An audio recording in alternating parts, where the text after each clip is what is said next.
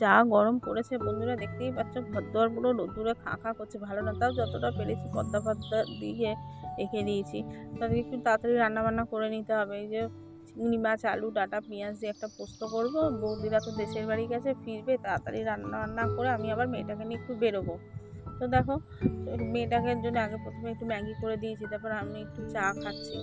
ভাল লাগছে না গো গরমে। চা বলতে আমি কিন্তু গ্রিন টি খাচ্ছি, ওটা আমার অন্য কোনো চা না। তো মোটামুটি রান্না হয়ে এসে, যে ডালটা সেদ্ধ করে রেখেছিলাম সম্বাদ দিয়ে দিয়েছি, ডিমের আলুটা দেখো কেটে রেখে দিয়েছি, কেন যতটা তাড়াতাড়ি করা যায়।